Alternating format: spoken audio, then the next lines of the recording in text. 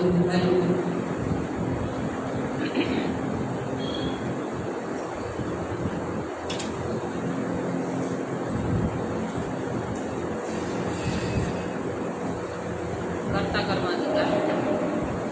कर्माधिकार निकालना।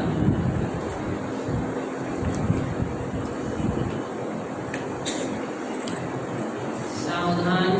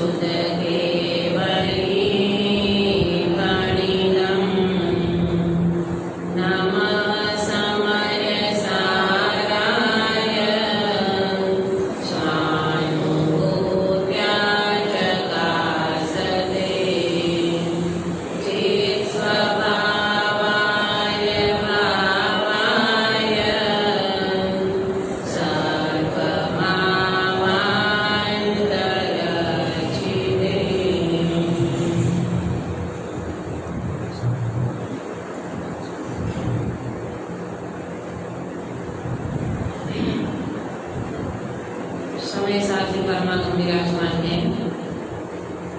भरत क्षेत्र के भगवान आचार्य कुंदकुंद देव का ये अलौकिक ग्रंथ, जिसमें शुद्धात्मा की बात ऐसी दर्शाई है। अगर एक बार जीव ये शुद्धात्मा को समझ ले, ये शुद्धात्मा की दृष्टि कर ले, तो ये जीव वास्तव में भव का अभाव करे बिना ना रहे। ग्रंथ भी महान है, ग्रंथ के कर्ता भी महान है, और ग्रंथ को दर्शाने वाले, ग्रंथ की टीका करने वाले अमृतचंद्र आचार्य भी महान है, और रहस्य का उद्घाटन करने वाले हमारे अध्यात्म युग सृष्टा पूज्य गुरुदेव श्री भी महान है। इतनी सुंदर चर्चा ये समय सारथी ग्रंथ में है, तभी तो हिम्मत भाई ने वहां लिखा, ग्रंथादिराज तारा मां भावो ब्रह्मांड नाम हरिया। क्या कहा? ग्रंथादिराज तारा मां भावो ब्रह्मांड नाम हरिया। जैसे तीर्थों में हमारा शिखर जी तीर्थ महान है, ऐसे ग्रंथों में हमारा समय सारथी ग्रंथ महान है। कल हमने श्रुत पंचमी के महान पर्व पे प्रथम श्रुत स्कंद के ज्ञाता दर्शेन आचार्य जी और पुष्पदंत भूत बलि जी को याद किया, तो द्वितीय श्रुत स्कंद के महान समर्थ आचार्य के रूप में अगर हम याद करते हैं तो कुंद आचार्य देव को याद करे बिना नहीं रहते। एक बात को आप अच्छी तरह से समझना, आगम के बिना अध्यात्म कोरी कल्पना है, और अध्यात्म के बिना आगम निरर्थक है। क्या बोला? आगम के बिना अध्यात्म कोरी कल्पना है, और अध्यात्म के बिना आगम निरर्थक है। और हमारे पास इन दोनों का सुमेल है। प्रथम श्रुत स्कंद जिसको हम आगम कहते हैं, और द्वितीय श्रुत स्कंद ये समय सारथी महान परमागम, ये जिसमें वास्तव में अध्यात्म की बात माने शुद्धात्मा की बात दर्शाई गई है। कोई व्यक्ति अगर ये कहे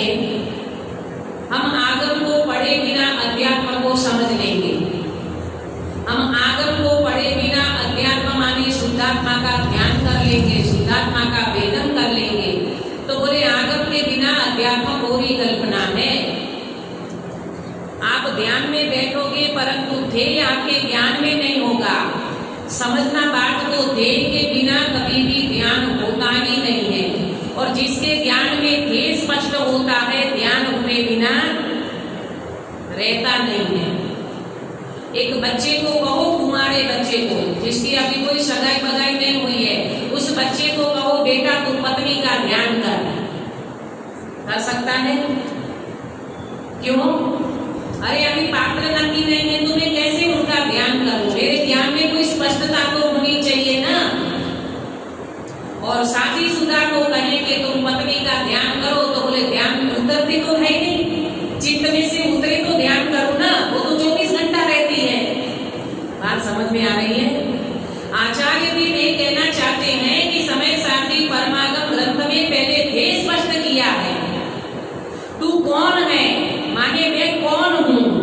और मैं एक चैतन्य स्वभावी भगवान आत्मा हूँ। द्रव्य कर्म, भाव कर्म, नो कर्म से न्यारा अकृत्रिम चैतन्य भगवान तत्व हूँ। मैं भगवान आत्मा हूँ।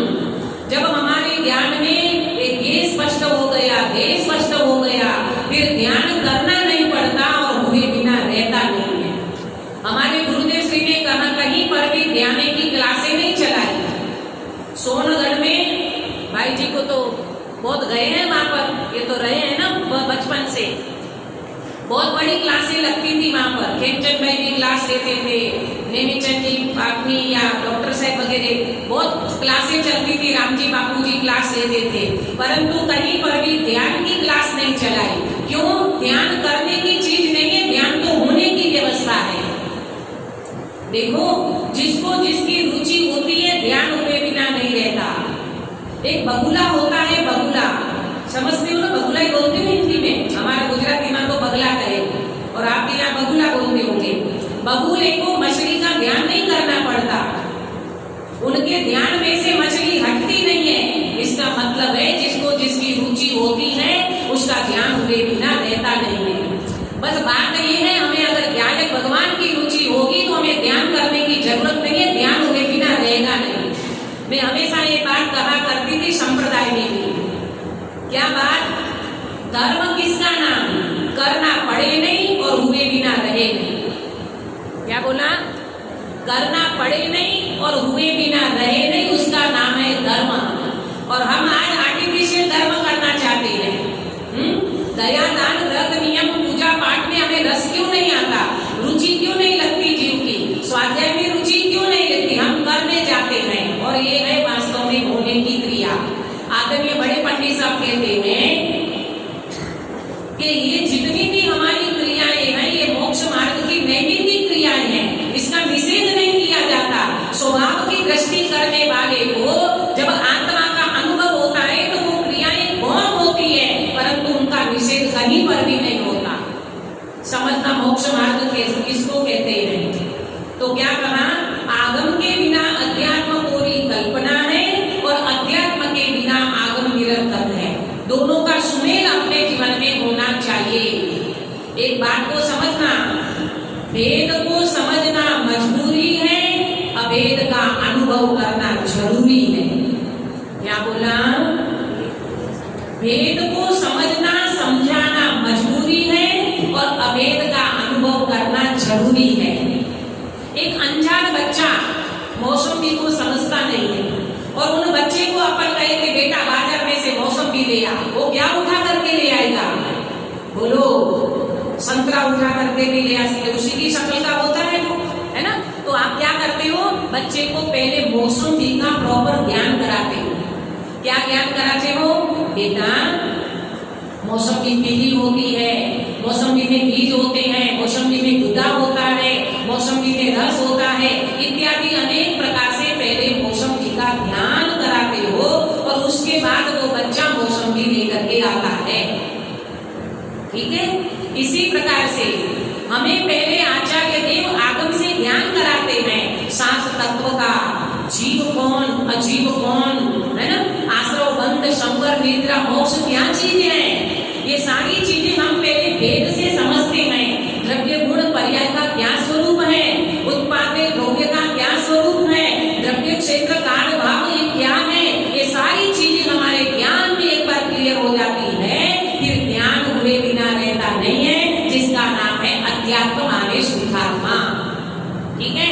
तो आज हम चर्चा करने वाले हैं ये समय सारणी महान ग्रंथ। मैं जरा सी बायोडेटा ये समय सार ग्रंथ की देना चाहूंगी। आजकल बायोडेटा का जमाना है आपका, है ना। एक लड़के की शादी करना चाहती है तो व्हाट्सएप पे पहला क्या मंगाते हो? बायोडेटा भेजो। लड़की कितनी पढ़ी है, लड़की स्मार्ट है कि नहीं, लड़की का एजुकेशन कितना है ना, सारी चीजें आप बायोडेटा में मंगाते हो। हम भी जरा लें कि ये समय सारणी परमागम का बायोडेटा क्या है। ये समय सारणी ग्रंथ लिखने वाले समर्थ आचार्य कुंद देव इस भरत क्षेत्र में आकर के हमारे लिए विनय क्षेत्र में गए थे, 8 दिन रहे थे। गुरुदेव तो बहुत उनका विस्तार करते हैं और वहां से आकर के हमारे लिए क्या लेकर के आए। ये महान ग्रंथ जिन्होंने आकर के लिखा, ये हमारी पंच परमागम की भेंट लेकर के आए गुरुदेव श्री। जैसे दादा दादी बाहर जाते ना तो नाती पोते पूछते दादा क्या लाए हमारे लिए, दादी क्या लाए हमारे लिए, तो हमारे समर्थ आचार्य कुंद देव ये पंच परमागम की भेंट ला करके आए हैं। समझ में आया? तो आज अपन ये समय सारणी की ग्रंथ की शुरुआत करने से पहले हम जरा सा बायोडेटा देखते हैं। मैं आपसे पूछना चाहूंगी क्योंकि आप सब स्वाध्यायी लोग यहाँ बैठे हो, ठीक है। समय सारणी के अधिकार कितने हैं? 9 अधिकार के 10। कंफ्यूजन में नहीं रहना। मैं बोलूं 10 तो आप 10 बोलो, जरूरी नहीं है। आपके ज्ञान में क्लियरिटी होना चाहिए। समय सारणी अधिकार में 9 अधिकार हैं, बिल्कुल ठीक बात है। समय सारणी की गाथाएं कितनी हैं? बोलिए 415। नाश्ता करके आए हो ना? हाँ, 415 गाथा। समय सारणी में कलश कितने हैं भाइयों की ओर से? समय सारणी में कलश कितने हैं? वो दीदी आपका विषय है, हमारा विषय थोड़ी है। हम तो सुनने आए हैं। आप सुनाओ, हम सुन लेंगे। आप कहोगे 200 है तो हम मान्य कर लेंगे, आप कहोगे 300 है तो हम मान्य कर लेंगे, क्योंकि वक्ता हमारी नैया तो वक्ता पे निर्भर है। ऐसा नहीं होता।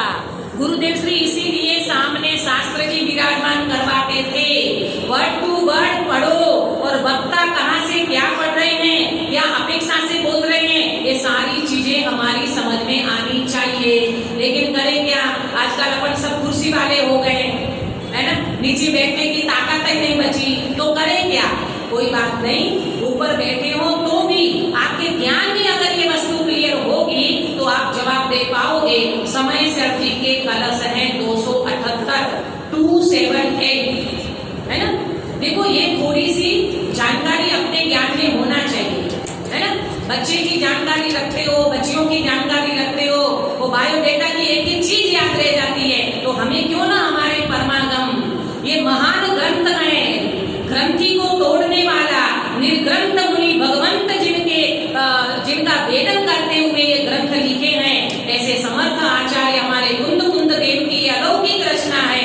इसका थोड़ा बहुत तो ज्ञान हमें होना जरूरी है। 278 कलश है, 415 गाथा है, 9 इसमें अधिकार है, ठीक है।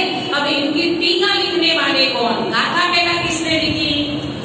कुंद आचार्य देव। फिर इनकी टीका लिखने वाले कौन? हाँ, अमृतचंद्र आचार्य देव। कितने समय के बाद हुए?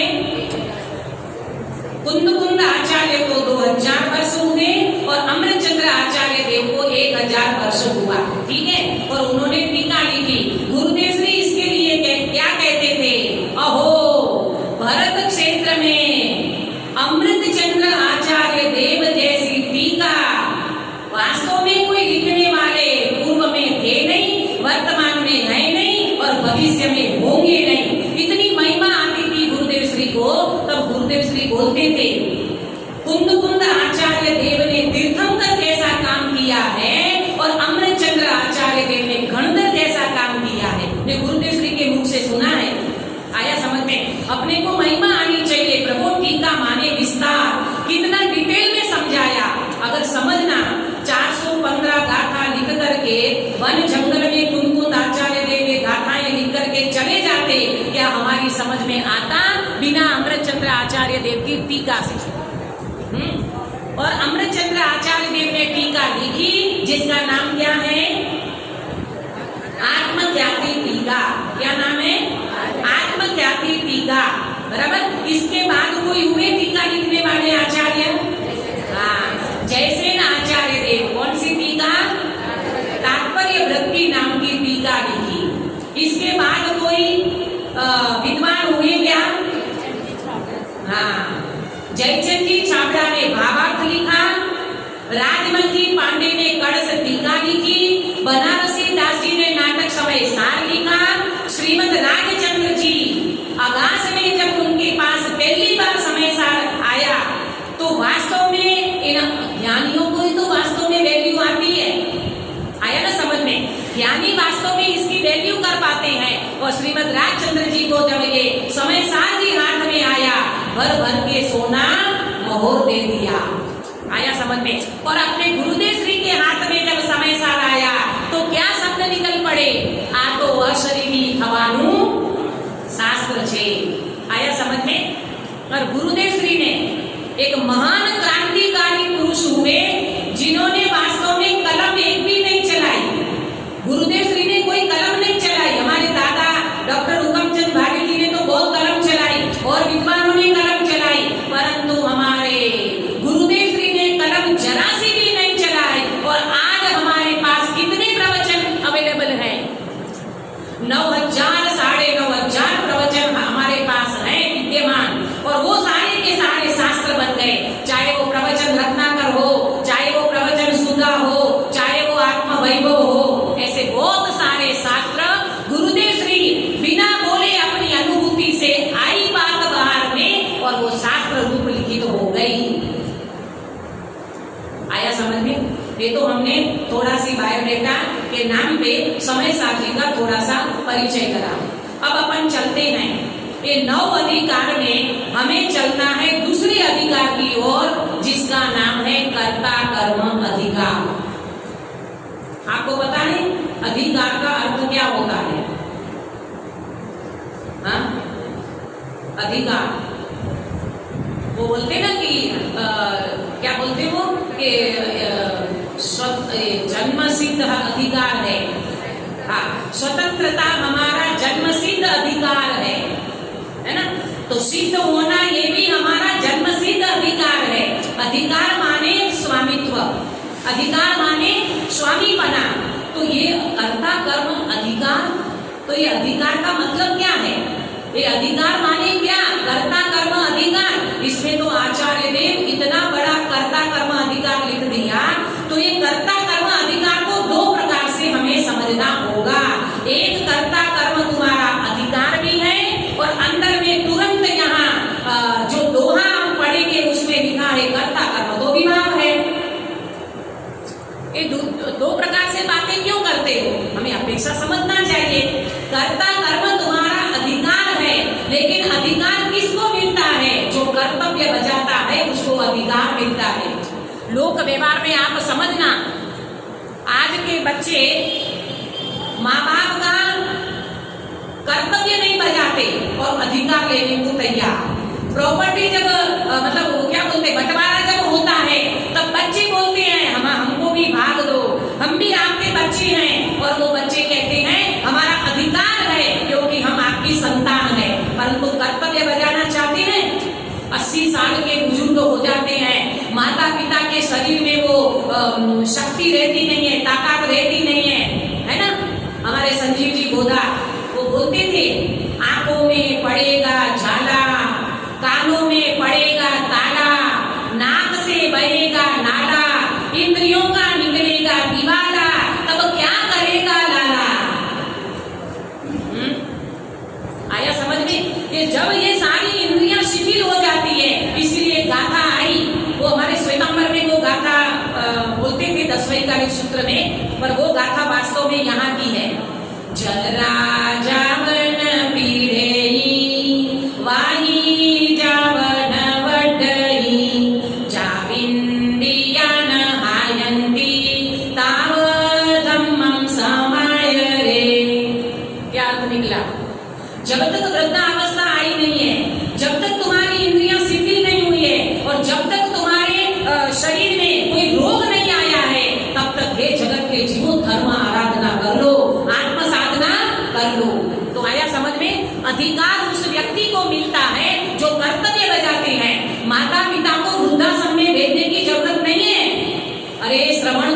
जैसा श्रवण कुमार अधर कास्ट का व्यक्ति भी माता पिता को क्या कराई, अपने कंधों में लेकर के उन्होंने यात्रा कराई थी। तो हम जैनियों के बच्चे, हम कुल से हमको इतना खानदान और इतना अच्छा कुल मिला है, जैन कुल में जन्म लेने वाले, हम तब अधिकार मांगे। पहले माता पिता के प्रति हमारा कर्तव्य होना चाहिए, और कर्तव्य के अधिकार में, कर्तव्य की झोली में अधिकार छिपा है। क्या बोला? कर्तव्य की झोली में अधिकार छिपा है। यहाँ बात ये चल रही है कि कर्ता कर्म भी तुम्हारा अधिकार है। वो कैसे अधिकार है और कैसे विभाग है, ये सारी चर्चा हम करने वाले हैं। आया समझ में? कर्ता कर्म अधिकार है तो कैसे है, और कर्ता कर्म विभाग है तो कैसे है, इसकी चर्चा हम यहाँ करेंगे। नींद तो नहीं आ रही? फ्रेश होके आए हो, है ना? इसलिए सुबह जैसे भोजन में भी देखना, अधिकांश, हमें यहाँ का नहीं पता, हमारे गुजरात में गरिष्ठ भोजन दोपहर का होता है ना? शाम को तो हल्की फुल्की खिचड़ी बिचड़ी खा ली। अब तो खिचड़ी भी आउट ऑफ डेट हो गई, सब्जी रोटी भी आउट ऑफ डेट हो गई। आजकल के बच्चे सब्जी रोटी खाने तैयार नहीं, खिचड़ी की तो बात ही मत करो। परंतु यहाँ पर गरिष्ठ भोजन के नाम पर ये अध्यात्म के ग्रंथ है, दृष्टि के विषय का ग्रंथ है, इनकी चर्चा सुबह करी जाए तो जरा ठीक लगता है। शाम को तो हारे थके हो जाते हैं, दिन भर की मेहनत, 2 घंटा विधान में बैठना, प्रवचनों में बैठना, पूजा करना, ये सारे के बाद शाम को तो बिल्कुल ऐसे थक जाते हैं। तो अभी अपन जरा फ्रेश है ना? सबकी नींद भी पूरी हो गई होगी, घर पे नाश्ता भी हो गया है। अब अच्छे से सुनना, चर्चा मार्मिक है, और चर्चा मार्मिक है इसका मतलब ये चर्चा को चर्या में बदलना कैसे, वो भी वास्तव में मार्मिक है। समझ में आया? अब मेरा एक प्रश्न है आप लोगों से कि तत्व 9 होते हैं, 9 तत्वों की चर्चा आती है, 7 तत्व और 9 पदार्थ की बात आती है। तो 9 तत्व में एक कर्ता कर्म कौन सा तत्व है? ठीक है, प्रश्न तो ठीक है ना पंडित जी? 9 तत्व में कर्ता कर्म कौन सा तत्व है? आश्रव। 9 तत्व में कर्ता कर्म नाम का कोई तत्व नहीं है। ये जवाब आना चाहिए, अभ्यासी जीव को समझ में आना चाहिए कि कर्ता कर्म नाम का कोई तत्व नहीं है। 9 तत्व में तो हमने जीव सुना, अजीव सुना, पुण्य पाप, आश्रव, गम, संवर, निद्रा, मोक्ष, इसमें तो कोई कर्ता कर्म आया नहीं। तो आचार्य देव ने, कुंद देव ने एक कर्ता कर्म अधिकार कहाँ से लाए, क्यों रखा इसको यहाँ? प्रश्न हो सकता है ना? प्रश्न तो ठीक है ना? एक कर्ता कर्म तत्व में तो कोई तत्व है नहीं, तो फिर ये कर्ता कर्म की चर्चा यहाँ क्यों लिखी गई? एक कर्ता कर्म अधिकार यहाँ क्यों लिखा गया? हेलो, लाइट गई क्या?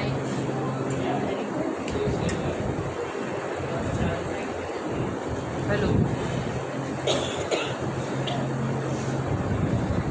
हेलो, हाँ, रिमोट उनके हाथ में है ना? तो ये कर्ता कर्म, ये अधिकार यहाँ क्यों लिखा गया? बहुत कहना चाहिए कि बहुत मार्मिक दृष्टि वाले हमारे आचार्य देव, समर्थ कुंद आचार्य देव ने एक कर्ता कर्म अधिकार लिखने का उन्हें ये लगा कि वास्तव में एक बहुत बड़ा कर्ता कर्म अधिकार दूसरे नंबर पे रखा। उसका एक ही रीजन समझ में आता है कि जीव को वास्तव में 2 चीज समझना, जिसके लिए गुरुदेव श्री ने 45 साल तक डंके की चोट इनकी बात करी कि जीव के जीवन में से दो कमियां निकलनी चाहिए। एक कर्ता कर्म की भ्रांति, एक कर्ता कर्म की भ्रांति, माने जीव कर्ता कर्ता होता है जिसको कर्तव्य बुद्धि कहते हैं।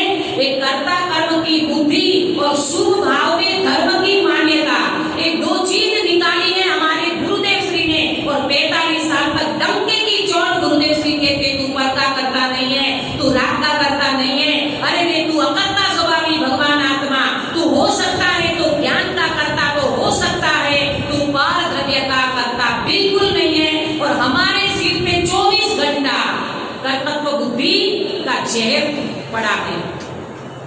आया समझ में? एक कर्तव्य बुद्धि का जहर कैसा है उसकी चर्चा अपन इसमें करेंगे। तो कर्ता कर्म क्यों लिखा गया?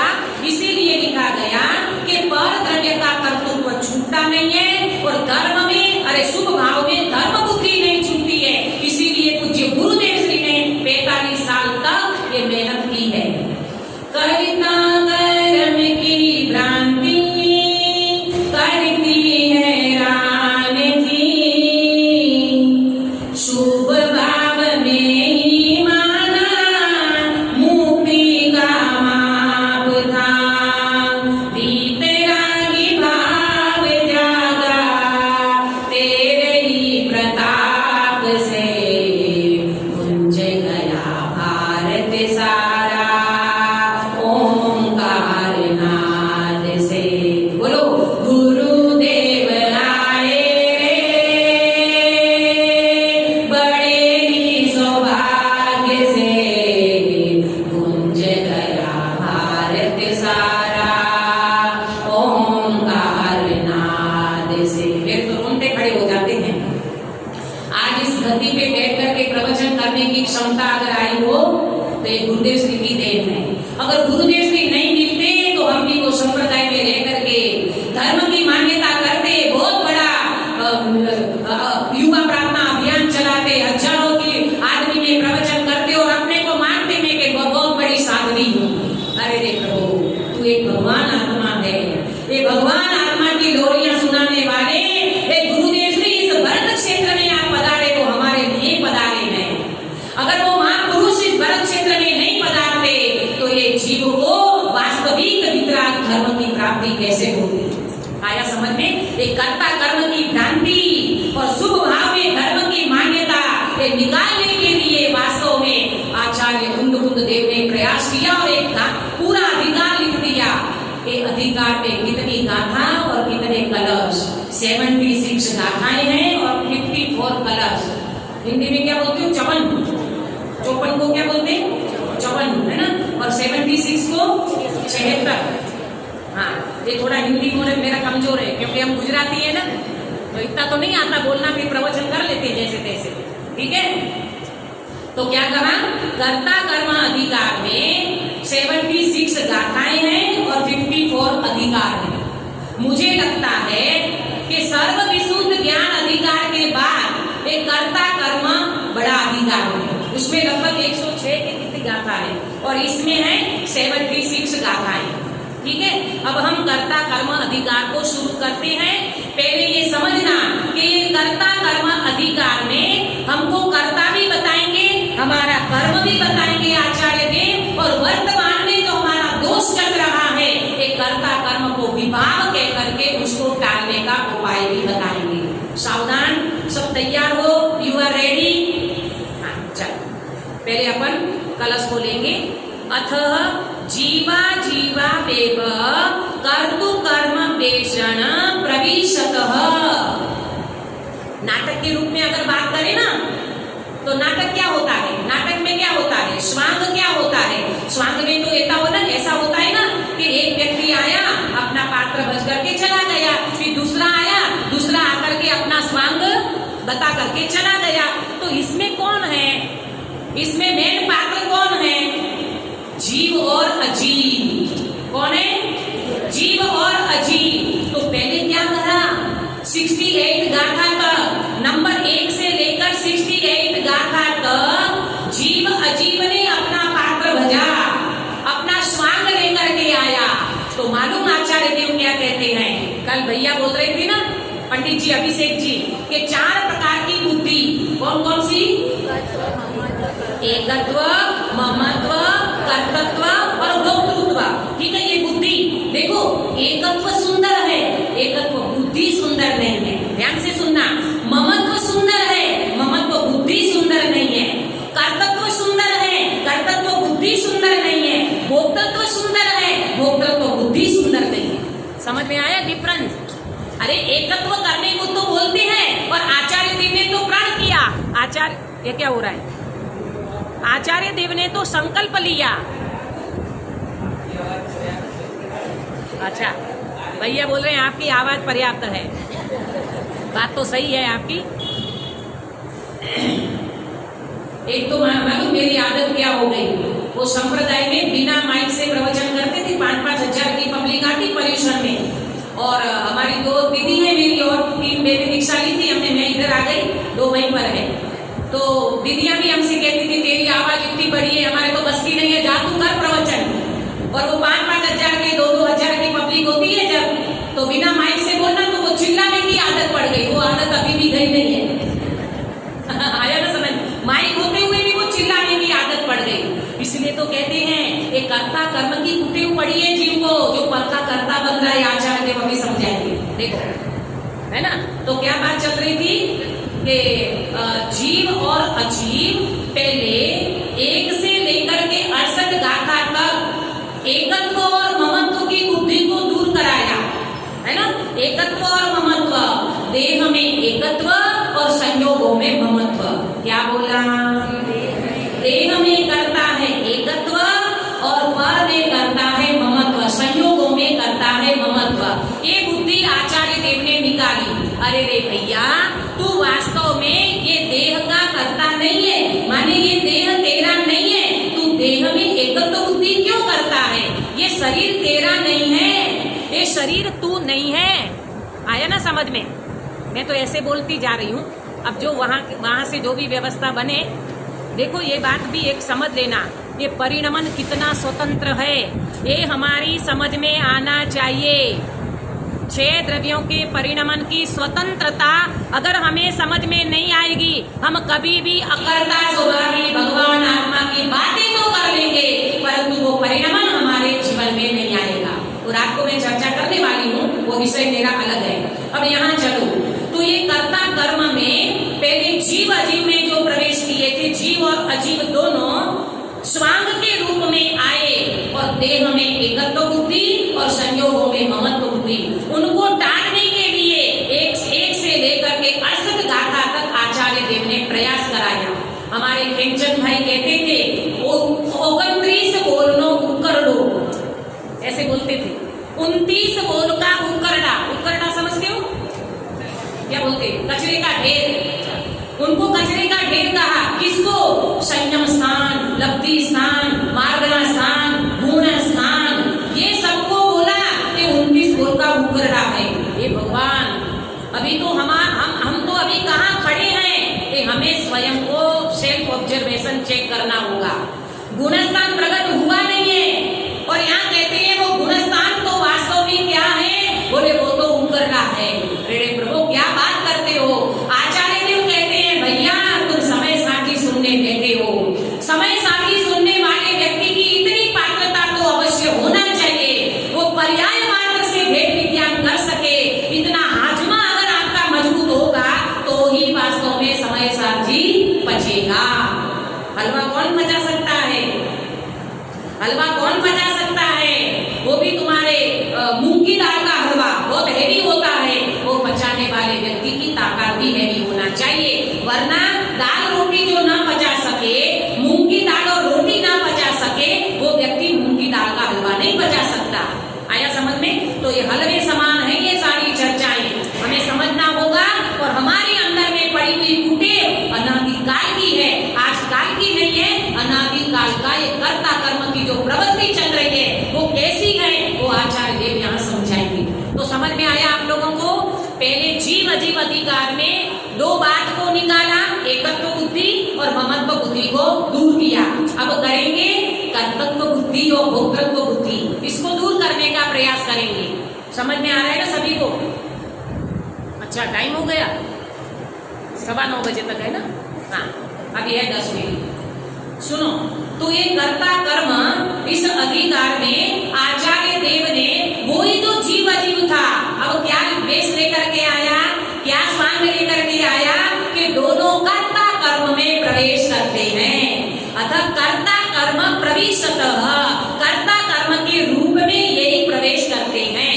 जैसे होता है ना बाहर में, जैसे वो आपके वो हीरोइन है वो जो अमिताभ बच्चन, कभी वो कूली बना तो कभी वो भिखारी बना तो कभी वो कुछ बना, जैसे वो एक ही व्यक्ति होता है, अलग अलग रूप लेकर के आता है। ठीक इसी प्रकार से ये जीव अजीव अब काय के रूप में आ रहे हैं? कर्ता कर्म के रूप में स्वांग लेकर के नाटक के स्टेज पर आकर के अपना पात्र दर्शाएंगे। लेकिन आपको एक बात समझ में आई, स्वांग कहते किसको है? रियलिटी। स्वांग माने रियलिटी, स्वांग रियलिटी नहीं है। ये स्वांग कहते हैं कि ये स्वांग के रूप में आया, इसका मतलब असली रूप उसका कुछ अलग है ना?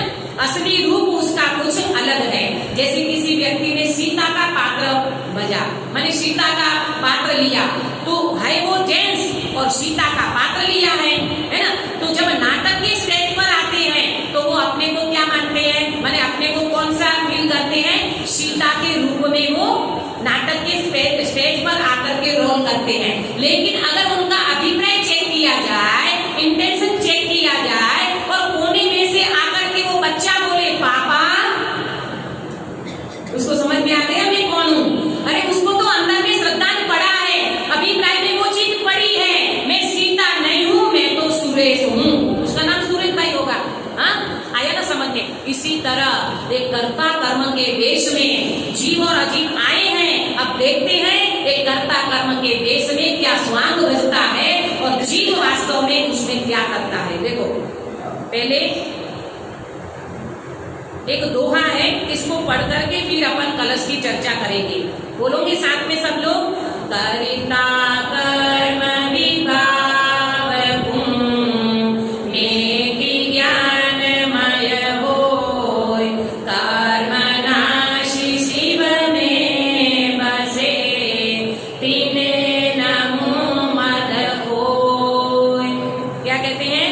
प्रथम टीकाकार कहते हैं कि अब जीव अजीव ही एक कर्ता कर्म के वेश में प्रवेश करते हैं। वही दो यहाँ पर कर्ता कर्म के रूप लेकर के आए हैं। जैसे दो पुरुष परस्पर कोई एक स्वांग करके नृत्य के अखाड़े में प्रवेश करें, उसी प्रकार जीव अजीव दोनों एक कर्ता कर्म का स्वांग करके प्रवेश करते हैं। इस प्रकार यहाँ टीकाकार ने अलंकार किया है। आया समझ में? तो ये कर्ता कर्म के वेश में आए हैं। अब दोहे में कह रहे हैं कि कर्ता कर्म विभावकु मेति ज्ञानमय होय। अब समझना, जरा सी बात के ध्यान देना। एक कर्ता कर्म जीव का स्वभाव है और यहाँ कहते हैं कर्ता कर्म जीव का विभाव है। ये दो बात को कैसे समझे? अभिप्राय मतलब अपेक्षा से समझो कि कर्ता कर्म स्वभाव है तो किस अपेक्षा से, और कर्ता कर्म विभाव है तो किस अपेक्षा से? आचार्य देव बहुत बड़ी खुली बात करते हैं भाई। कर्ता कर्म तेरा स्वभाव भी है, तू चैतन्य भगवान आत्मा करता है, और ध्यान तेरा कर्म है। क्या है? ध्यान तेरा कर्म। कर्म माने को आज कर्म वाली बात नहीं, कर्म माने कार्य, कर्म माने कार्य। तो ज्ञान का कार्य है जानना जानना। तो ये जानना जानना तेरा कर्म है, ज्ञान तेरा कर्म है। तू ज्ञान स्वभावी आत्मा करता है, मैं एक चैतन्य स्वभावी आत्मा करता हूँ, और वास्तव में ज्ञान मेरा कर्म है। ये तो हो गया स्वभाव। अब आप ये कहोगे समय साथी में तो अकर्ता की बातें आती है, वो भी सेफ है, वो भी है, वो दृष्टि में से कहीं जाएगा नहीं। परम अकर्ता स्वभावी भगवान आत्मा, अपरिणामी चैतन्य तत्व, वो तो हमारा वास्तव में दृष्टि का विषय है, वो तो बिल्कुल अकबंध है। अकबंध इसलिए कहते हैं वो कभी परिणमता नहीं है। बोलो, अपरिणामी कभी परिणमता नहीं है। अकर्ता स्वभावी कभी किसी का कर्ता बनता नहीं है। ज्ञाता स्वभावी का कोई ध्येय होता नहीं है। आया समझ में? ऐसे अकर्ता कभी किसी का कर्ता बनता नहीं है। तो ये किसकी बात है? त्रिकाली रूप भगवान आत्मा की। और यहाँ जो बात करेंगे वो परिणामी द्रव्य की बात है। बहुत सारी अपेक्षा है जिनागम में। ऐसी बात भी आती है कि ये भगवान आत्मा निर्मल पर्याय का भी करता नहीं है। आई बात? निर्मल पर्याय का भी करता नहीं है। तो कौन? परम अकर्ता स्वभावी भगवान आत्मा निर्मल पर्याय के रूप में भी परिणमता नहीं है।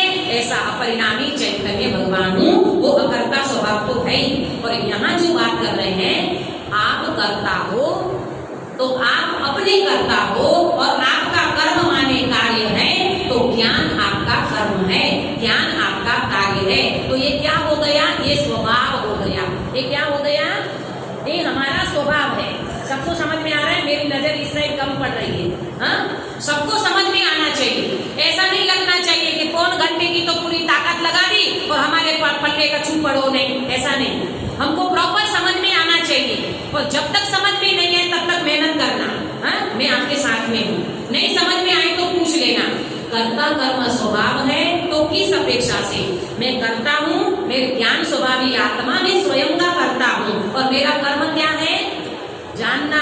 ज्ञान की अपेक्षा से जानना, ज्ञान मेरा कर्म है। ठीक है। अब यहाँ पर कहते हैं पंडित जी कि कर्ता कर्म विभाव हूँ मैं भी ज्ञानमय होए।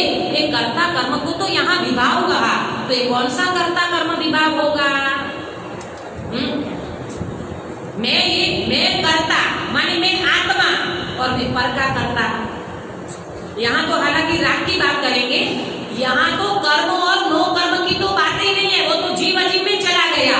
यहाँ जो भी बात करेंगे वो रागादि का कर्ता बनता है, उसकी बात यहाँ पर होने वाली है।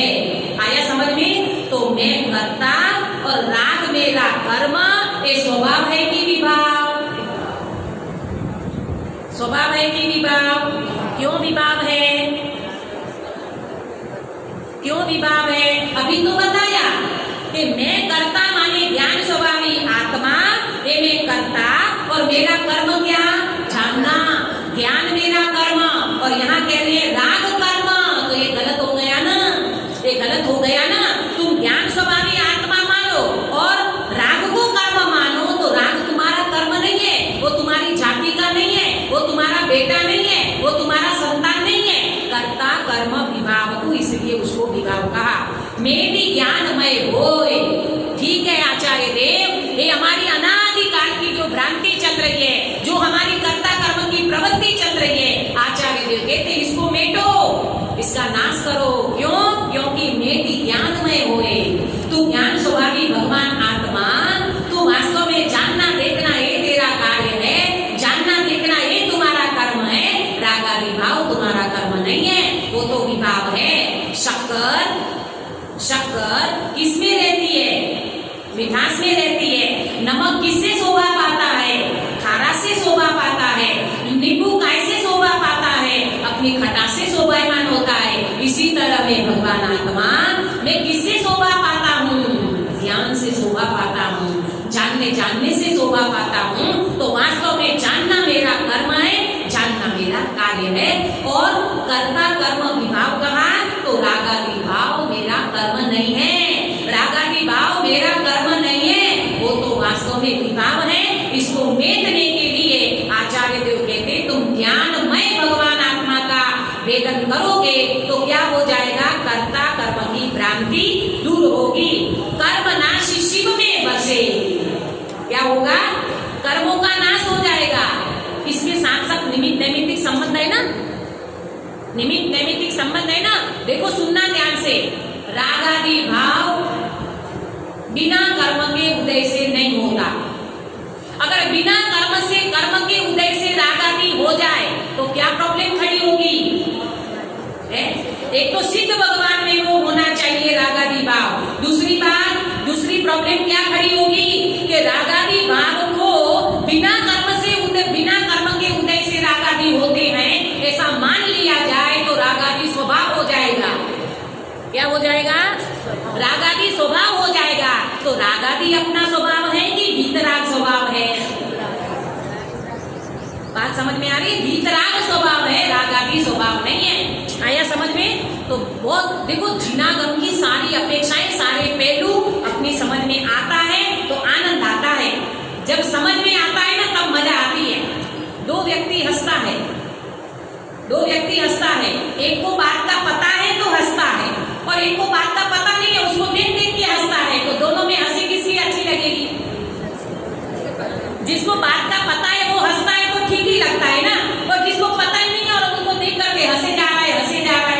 ऐसे कहते हैं जब अपने को बात समझ में आती है ना तब अपना अंदर में देखना कितना मजा आता है। तो प्रवचन में आने का मन करेगा, नहीं तो लगेगा अरे यार ऐसी तो बहुत दीदियां आकर के चली गई, बहुत तो जाए प्रवचन में, कछु पले को पढ़ने का।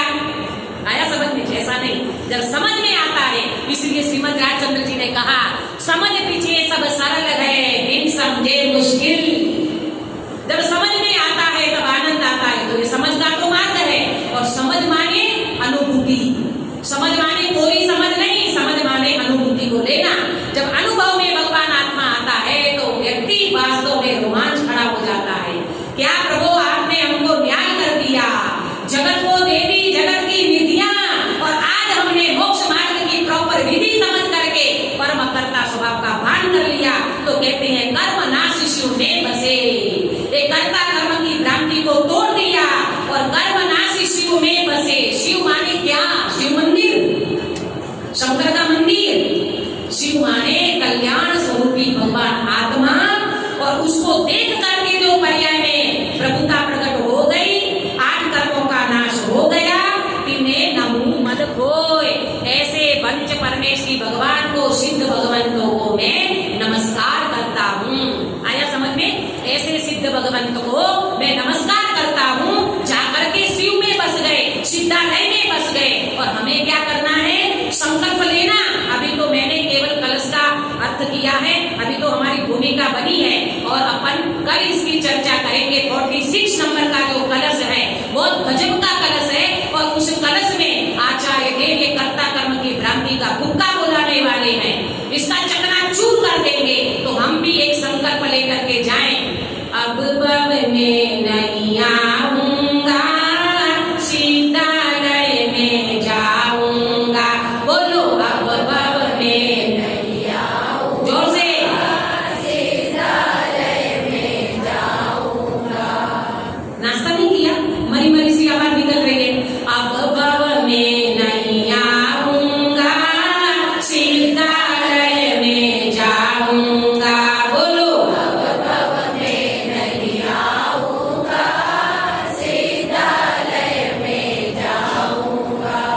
सुख शांति और आनंद में अनंत काल बिताऊंगा। बोलो, सुख शांति और आनंद में अनंत काल बिताऊंगा। ओ आत्मा थी के अंतर में, ओ आत्मा थी के अंतर में, अब चैतन्य विलास हो। निज घर में मेरा वास हो, पर घर की नहीं आश हो। निज घर में मेरा वास हो, पर घर की नहीं आश हो।